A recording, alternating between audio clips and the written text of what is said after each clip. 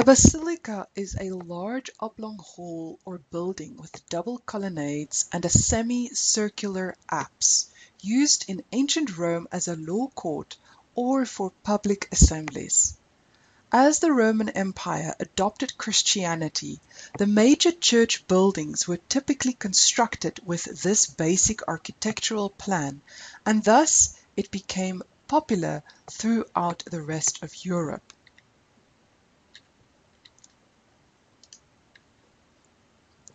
During the early Christian period, the Roman basilica was adopted as the standard design for the Christian church. The basilica was essentially a large rectangular hall with a gable roof. The rear wall of the basilica often featured a semicircular projection called an apse. The roof of a basilica is higher over the main hall than the aisles, allowing for clerestories along the upper walls. A clerestory is simply a row of windows set well above eye level and thus intended for better lighting, so that the building is not as dark.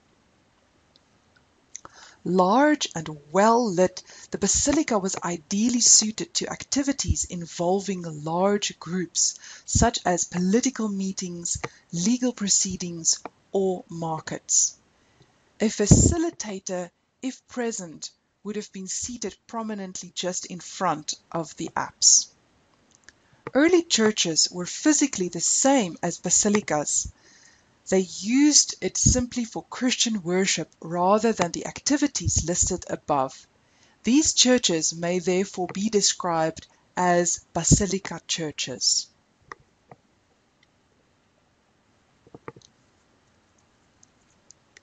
From the early Christian period onward, the basilica church plan remained a popular option for church architects throughout Europe. The most prevalent church layouts became the Latin cross plan and the central plan, both of which evolved from the basilica church. The Latin cross design essentially adds two lateral extensions called transepts. You can see I'm indicating them there. The central plan design essentially compresses the basilica into a square.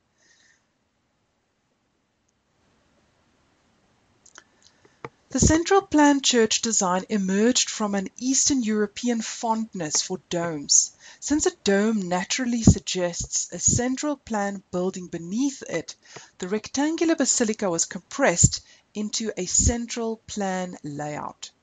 The term central plan denotes rotational symmetry. If the plan is rotated around its central point, it looks the same at multiple points of rotation.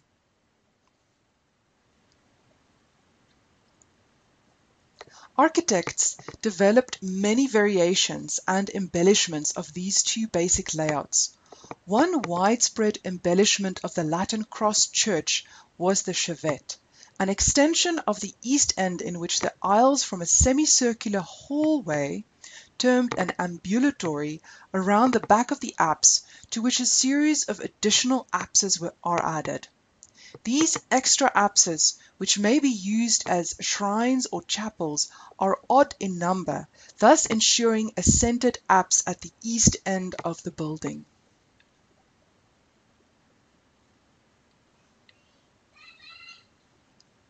Traditionally, churches are oriented such that the entrance faces west.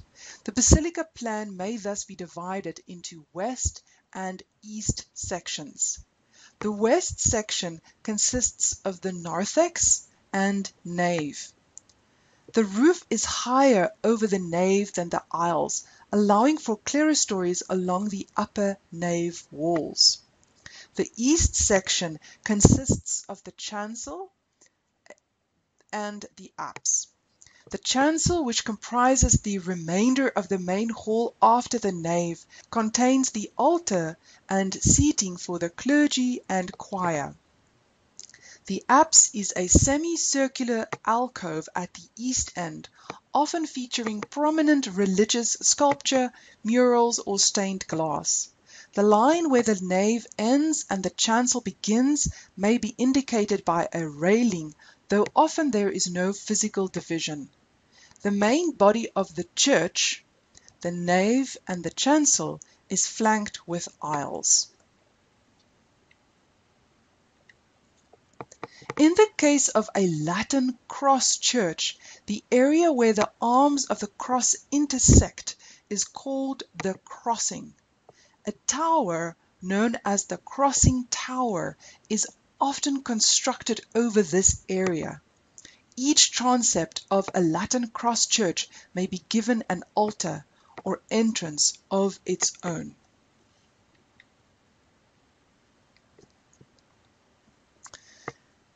This is a fresco showing a cutaway view of Constantine's St. Peter's Basilica as it looked in the 4th century.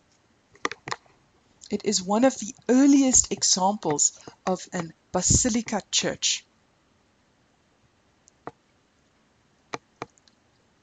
Old St. Peter's Basilica was the first basilica of St. Peter's in Rome, a 5-aisled basilican-planned church with apsed transept at the west end that was begun between 326 and 333 at the order of the Roman Emperor Constantine, and finished about 30 years later. The church was entered through an atrium called Paradise that enclosed a garden with fountains. From the atrium there were 5 doors into the body of the church. The nave was terminated by an arch with a mosaic of Constantine, accompanied by St. Peter, presenting a model of his church to Christ. On the clerestory walls, each pierced by 11 windows, were frescoes of the patriarchs, prophets, and apostles, and scenes from the Old and New Testaments. Old St. Peter's was torn down in the early 16th century and replaced by the new St. Peter's. The Santa Constanza Mausoleum in Rome is a great example of an early central plan church. The mausoleum is of circular form with an ambulatory surrounding a central dome. The fabric of Santa Constanza survives in essentially its original form. Despite the loss of the colored stone veneers of the walls, some damage to the mosaics, and incorrect restoration, the building stands in excellent condition as a prime example of early Christian art and architecture.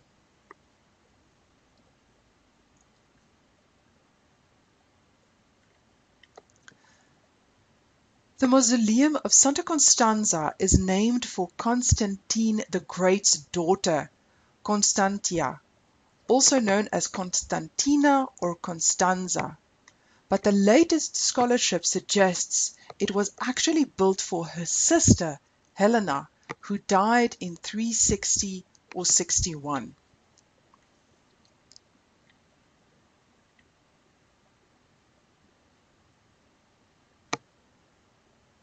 Early accounts record that Constantine built a funerary hall here on the imperial estate at the request of Constantia. This is the long building now in ruins next to the mausoleum. The funerary hall was dedicated to the Virgin Martyr St. Agnes and resembled others built by Constantine in this period. St. Agnes was one of the first young female martyrs. The early accounts also report that Constantine built a baptistry on the site, in which both Constantia and Constantine's sister were baptized by Pope Sylvester in around the year 314 to 35. Construction on the funerary hall and baptistry likely began after 326 and must have been completed by 329 or 330. Which marks the death of Constantine's sister, who is known to have been baptized there. The word mausoleum refers to a building devoted for burying the dead. So this is not a church. It cannot be compared to a basic basilica church plan.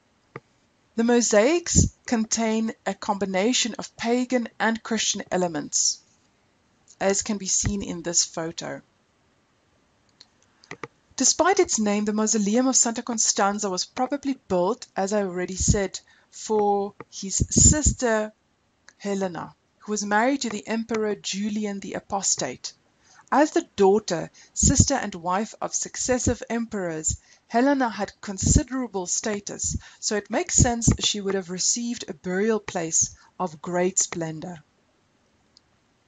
The main highlight of Santa Constanza is the barrel vaulting of the ambulatory, which is covered in original 4th century mosaics. As in the original dome mosaics, these display a fascinating mix of pagan and Christian symbolism and imagery. According to the scholar G. Mackey, Santa Constanza's art reflects the emerging iconography of the Christian faith in its first years of legitimacy in the Roman Empire. The Rough Guide to Italy similarly comments that Santa Constanza, perhaps more than any other building in Rome, illustrates the transition from the pagan to Christian city in its decorative and architectural features. The mosaics were designed in corresponding pairs, leading towards the niche with the sarcophagus, where the flanking mosaic pair is the most elaborate. The pair by the entrance are a simple geometric design. This is following by a pair with a circular motif with animals and figures. Next are scenes of grape harvesting, then roundels with a leaf design, bust, and figures. The pair by the sarcophagus have branches, amphorae, and peacocks.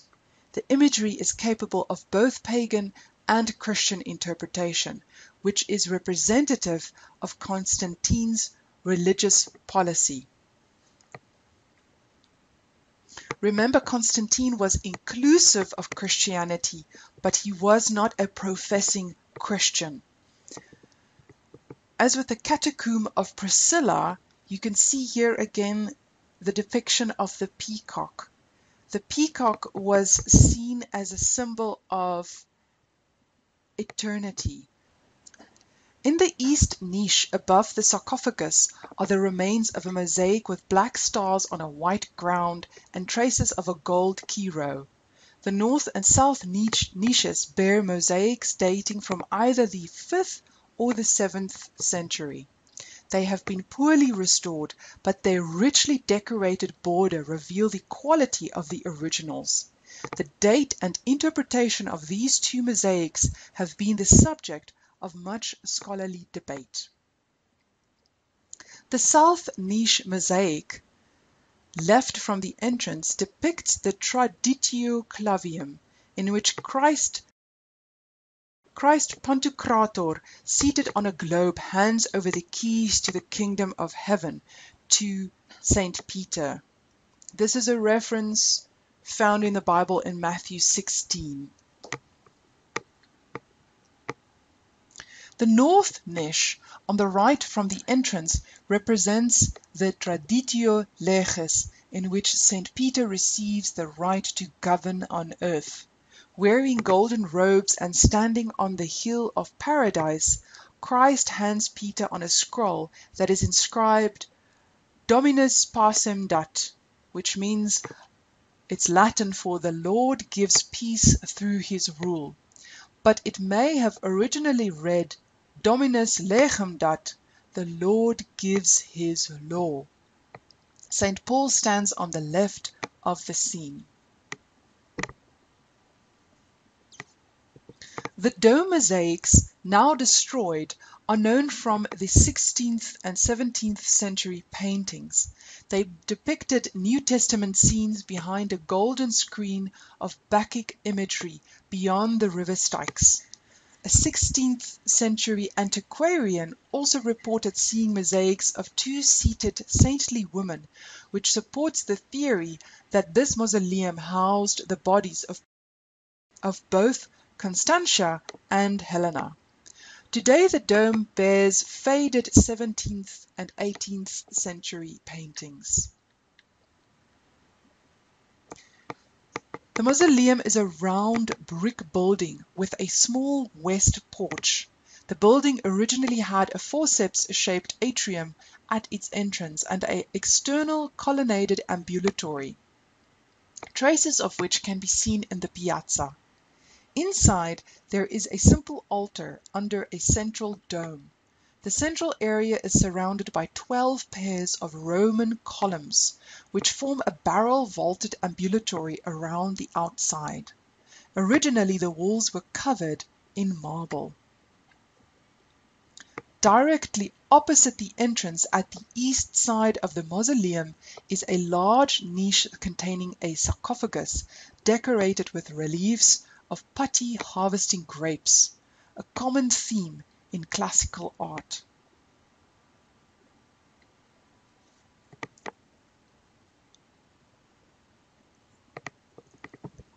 An example of an early Basilican Christian church is the Santa Sabina Basilica. It was built around 422 to 432 AD, and it stands in Rome, Italy. The Mausoleum of Galla Placidia, it was built around 425 to 26 AD, and it stands in Ravenna, Italy. Remember, Ravenna is from the time of the split of the empire. Ravenna becomes the center of the Western Empire.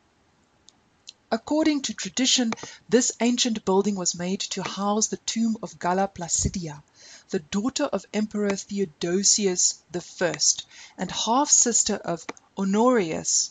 After short marriages to a Visigothic king and the Roman co-emperor Constantius III, the powerful empress became the virtual ruler of the Western world for 12 years as regent for her young son Valentinian III. Galla Placidia died in Rome on November 27, 450, and despite a long tradition to the contrary, it is unlikely she was ever buried in Ravenna. Modern scholarly opinion is that the mausoleum of Galla Placidia was built as an oratory rather than a mausoleum. It was originally connected to the narthex of the adjacent church of Santa Croce, which is known to have been built by Galla Placidia. So she probably commissioned the oratory, and it rightly takes her name, even if she was never buried there.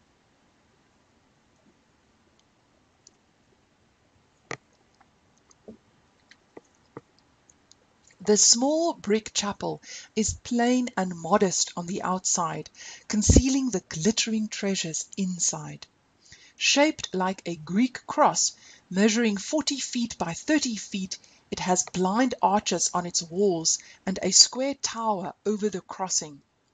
Because of subsidence, it has sunk 4.5 feet into the ground over the centuries. Entrance is through a small door, originally 4.5 feet taller, of course, on the north side. The plain north facade was once covered in marble. Only a lintel with a carved frieze survives over the door. The interior is lit by 14 small windows. Since 1908, it was filled with warm-hued alabaster to allow better viewing of the mosaics. The visitor's eye is immediately drawn upward as the entire vault is covered in exceptionally beautiful and ancient mosaic work dating from about 430 AD. The walls are lined with marble panels. The vault of the oratory features a lovely mosaic of a starry night sky. The stars are arranged in concentric circles around a golden Latin cross with the symbols of the four evangelists on the spandrels. The arches of the side niches have similar golden patterns on a dark backdrop, featuring a variety of flowers and plants along with more stars. It is worth noting that the cross on the vault is pointed towards the east instead of being aligned with the axis of the chapel. This is almost entirely because the chapel is not aligned to the east in accordance with established tradition. Its position prevents it, and the decorator partially corrected that by giving the central cross the proper alignment. Perhaps the most important mosaic in the mausoleum of Galla Placidia is an early depiction of Christ as the Good Shepherd, located over the entrance on the north side. This image was common in the Roman catacombs of earlier centuries, but there are important developments to be seen in this version. Instead of being shown as a typical countryman with a simple tunic, this Good Shepherd has a large golden halo. He wears a royal purple mantle over a golden tunic and holds a tall cross.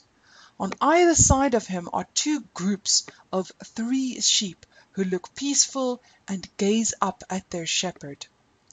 Christ tenderly touches the nose of one of them.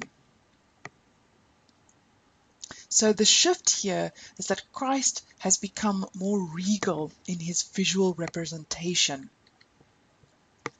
Another fascinating mosaic is across the room on the south side, depicting a saint holding a cross and a book with Hebrew text on it, hurrying towards an iron gate that is being licked by flames. On the left is an open cabinet with 4 books inside, labeled with the names of the 4 evangelists. The books are clearly the 4 Gospels of the New Testament, and this is an important early depiction of them as a canonical set. As for the man and his flaming grate, the most natural and likely interpretation is that it is Saint Lawrence, who was a Roman deacon and was martyred on a hot iron grill. The 4 Gospels would therefore symbolize the faith for which Lawrence willingly gave his life. But other theories advanced by scholars include a saint hastening to throw heretical books into the flames, the angel announcing the last judgment, or Christ holding the book of life at the last judgment.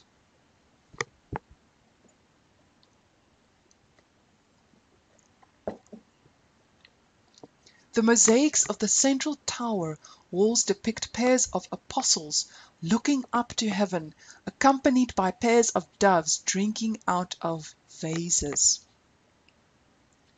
3 niches of the oratory are home to marble sarcophagi, which tradition says were those of Galla Placidia, her second husband Constantius III, and her son Valentinian III. However, the tradition has been discounted by most scholars. The tombs are ancient, but were brought here from other places sometime between the 9th and 14th century. The tomb in the south niche, beneath the mosaic of St. Lawrence, is especially imposing. It bears no Christian symbols and was probably a pagan tomb of a noble Roman. But it has been traditionally associated with Galla Placidia and has a rather fascinating history.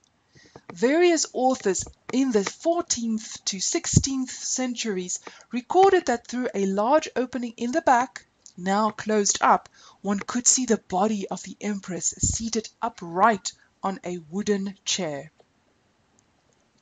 So it does seem that a body was placed in the sarcophagus in the 13th or 14th century with the intention of passing it off as Galla Placidia. Falsification of relics accompanied by elaborate tales and legends was quite common in this period. The fraud came to an end in 1577 when some local boys threw lighted candles in the tomb, hoping to get a better look at the body. Presumably they did, but only shortly before the cypress chair and entire body went up in flames. Only a few fragments of bone, a skull, and a few scraps of wood survived.